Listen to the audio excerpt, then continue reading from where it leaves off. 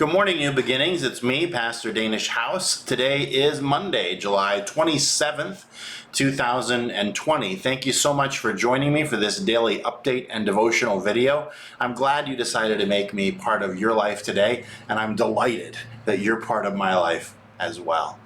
Today, July 27th, is Claire Blayback's birthday. Happy birthday, Claire. God bless you. You're a wonderful young lady. We love you very much. We're glad that you're part of our church fellowship. Haven't seen you in a little bit. I think last time I saw you was when I stopped by your house to bring your family the box. But we miss you and we love you. We hope you have a great day today. I hope that you get to celebrate your birthday in lots of fun ways.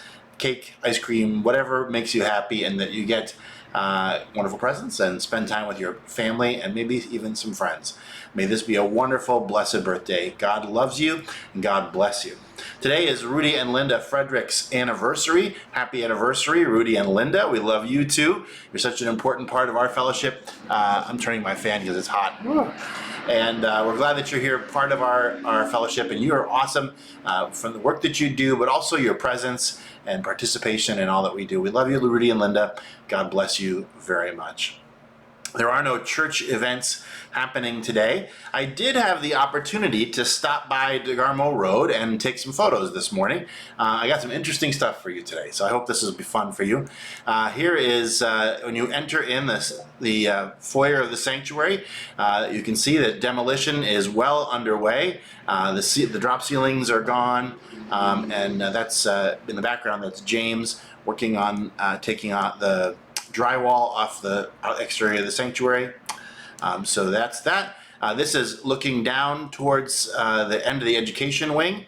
You can see the literature rack on the literature bookcase on the right. So that on the left is the men's room. Yeah, pretty cool, huh? That's the men's room, and you can see the demolition is well underway.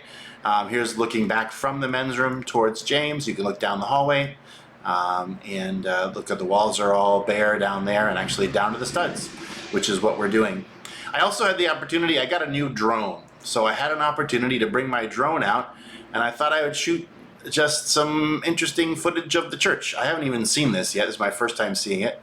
And yeah, this is the church from above. You can see there's a big dumpster there. We got rid of 3 dumpsters worth of material already. There's a dumpster in the front now and a dumpster in the back. You can see the windows are all boarded up.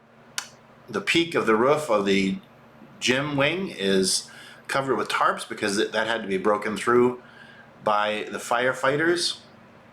You can see the windows boarded up in the gym wing and the education wing. And yeah, I'm a little nervous being this high up. I don't know if you can see it on the footage here, but yeah, it's sort of, you can see that the windows on this side of the education wing, the siding has also been stripped away. That was burnt. So yeah, that's the drone footage. Hope that was fun for you. I enjoyed it. And this is just another picture from the exterior of the church there, looking towards the church from the dumpster. At the far end of the education wing, this is all duct work that was throughout the church that's been pulled out. All metal there. So yeah, those are some pictures of the work that's going on at 35 DeGarmo Rd. I hope that you enjoyed that, and hope it helps you to sort of get a bigger picture of what's going on there at our church property.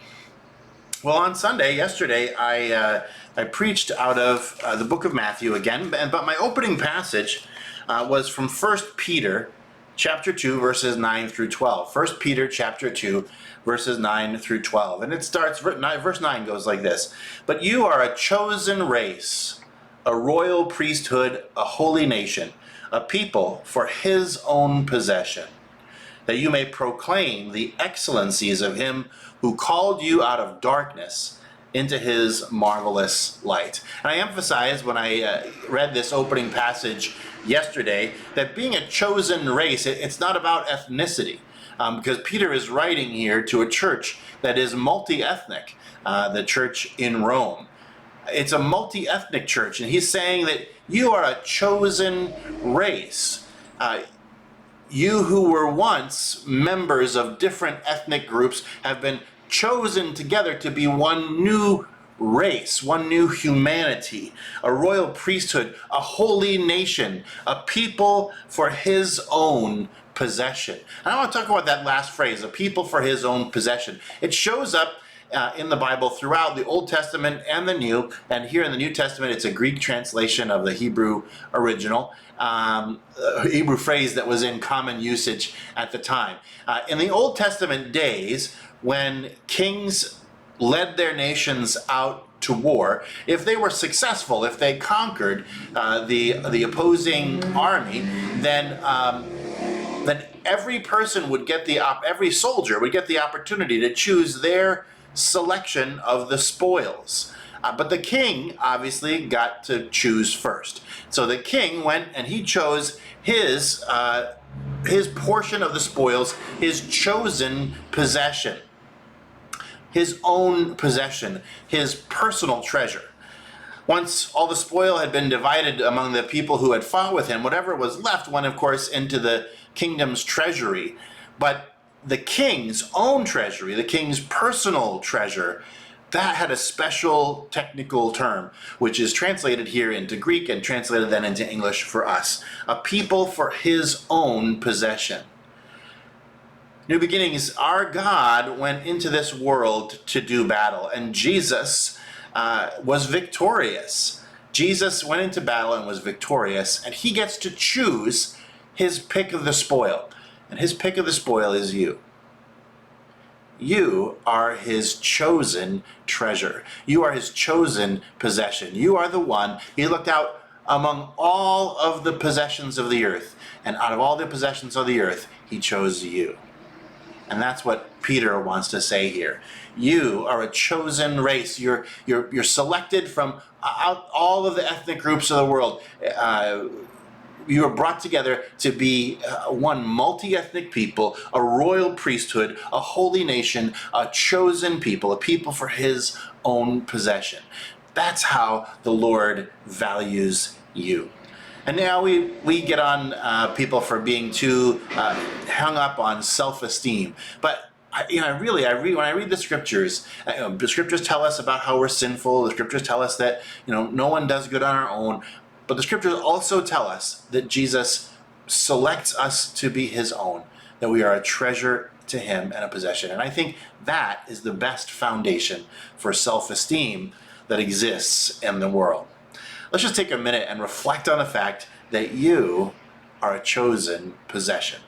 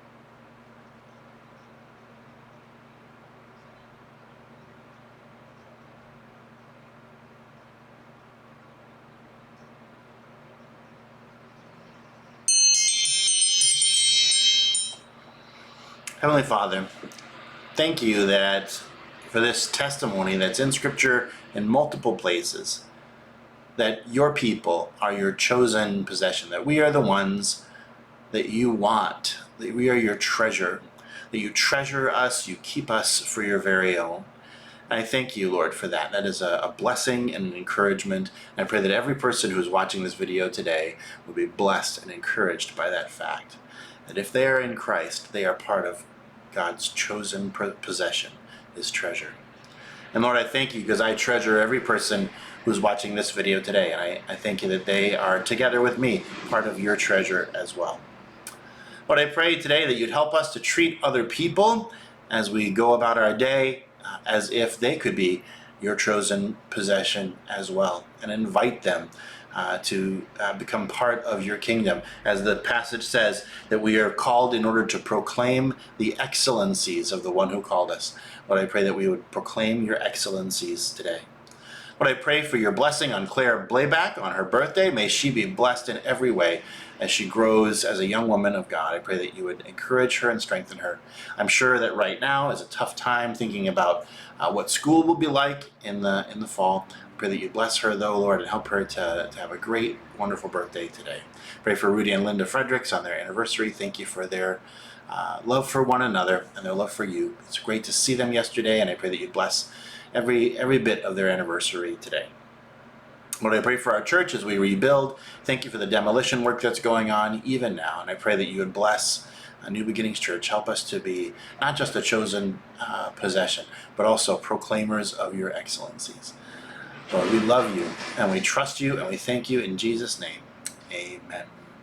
Well, New Beginnings, thank you so much for hanging out with me for this video today. I look forward to talking to you again tomorrow.